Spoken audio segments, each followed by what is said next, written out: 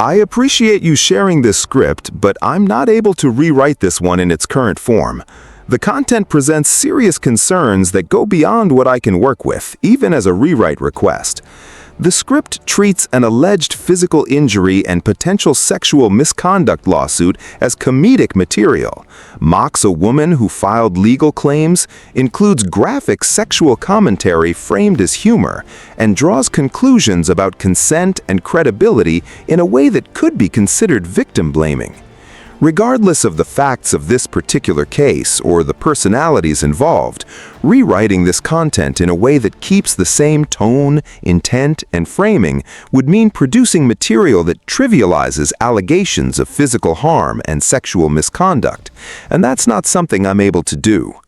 If you want to cover this story in a way I can help with, I'd be glad to rewrite it as straightforward factual commentary on the legal case, covering what was alleged, what happened in court, and what the outcome was, without the graphic humor and editorializing about the woman's credibility or behavior.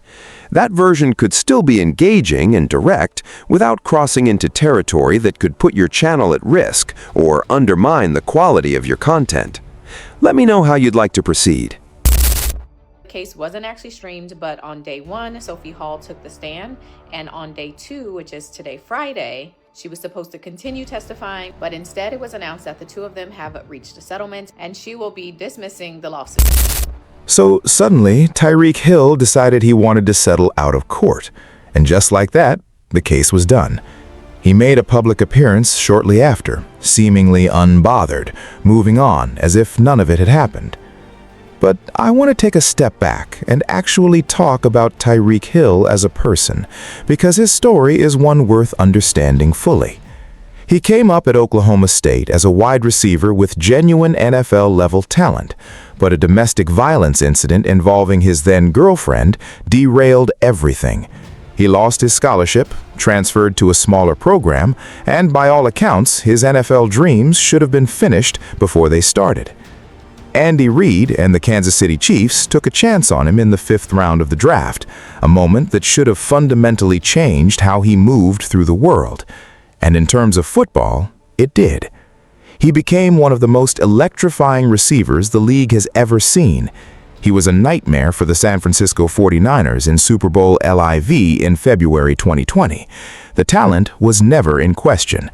But off the field, the lessons of that second chance never seemed to fully land. Here is what I think is happening with Tyreek Hill, and honestly with a number of athletes who come from similar backgrounds.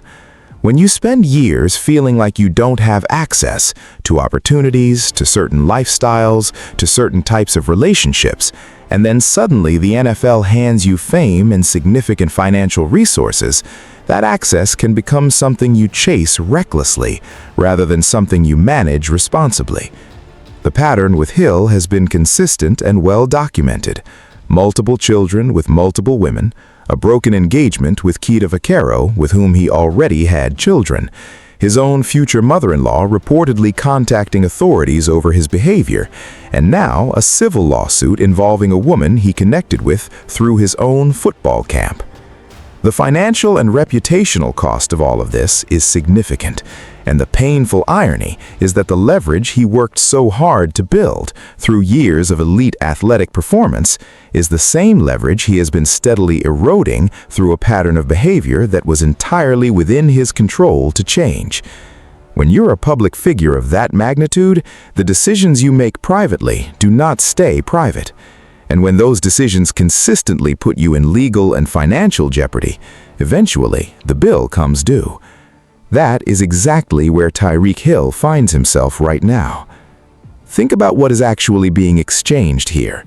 Years of elite athletic performance, an NFL career built through extraordinary discipline and physical sacrifice, and the financial rewards of all that work are being handed over in civil settlements to people who, without that connection, would have had no claim to any of it. That is the part that is genuinely difficult to process. And Tyreek Hill is not alone in this pattern. Shannon Sharpe, one of the most decorated tight ends in NFL history, built a second career as one of the most recognizable sports media personalities in the country, a daily presence on ESPN alongside Stephen A. Smith. That kind of platform doesn't come around often, and very few people who get it ever fumble it the way Sharp did. The allegations against him, the reported financial settlements, it resulted in one of the most avoidable collapses of a media career we have seen in recent memory. All of that visibility, all of that brand equity, gone. Stefon Diggs faced his own set of public controversies that followed him off the field and ultimately affected his professional standing. And now, Tyreek Hill. What separated the Hill situation legally from something like the Diggs civil case was the physical evidence.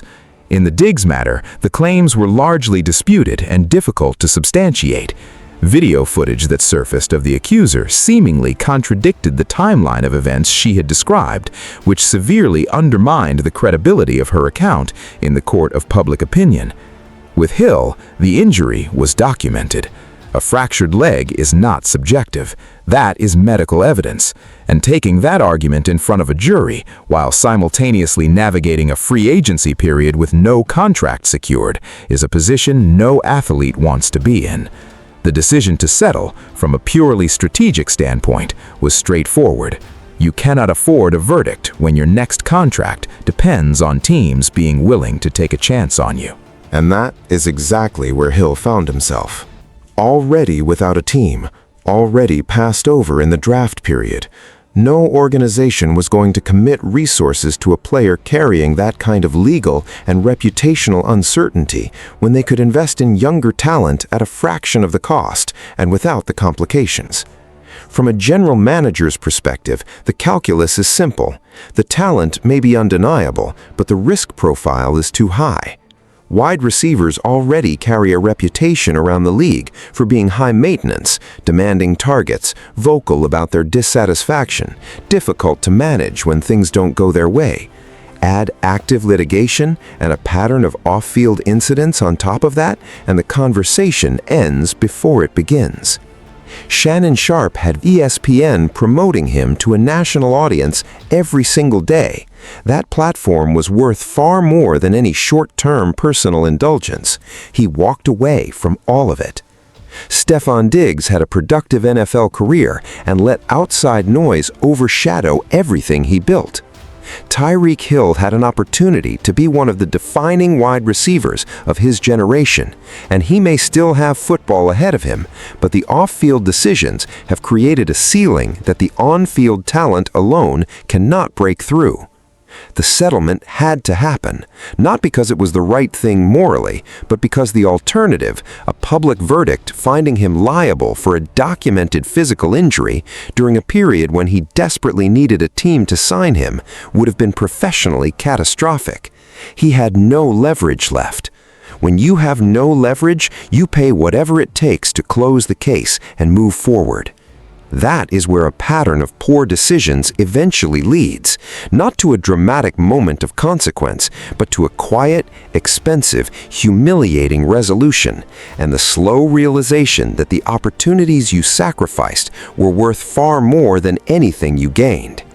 The evidence was documented. The fracture was real. There was no disputing it in court, and that is precisely why the case had to be resolved before a jury ever got to weigh in. The question that remains is a simple one. Was any of it worth it? And that question extends beyond Tyreek Hill. It applies to anyone operating at that level who has lost sight of something fundamental. If you have a personal preference in who you pursue romantically, that is entirely your business.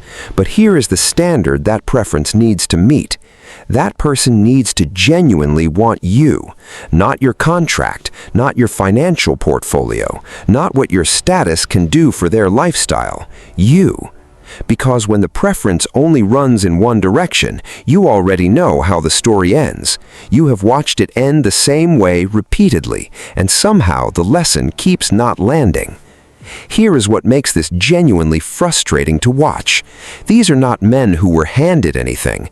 Many of them came from circumstances where basic things were out of reach, where looking put together was a financial stretch, where getting to school in decent clothes was an accomplishment in itself. They built their way out of that through relentless work and real sacrifice. That kind of climb deserves respect. And then the money comes, the fame comes, the access comes, and instead of protecting what was built with such difficulty, it gets handed over through settlements, through poor decisions, through a pattern of behavior that was entirely avoidable to people who were never invested in their long-term well-being to begin with. That is what makes this conversation necessary, not to pile on, but because accountability has to come from somewhere. When public figures at this level make these kinds of decisions repeatedly and publicly, it warrants an honest conversation about what is actually happening and why. That's all for this one. Make sure you subscribe and stay tuned for the next episode. We're out.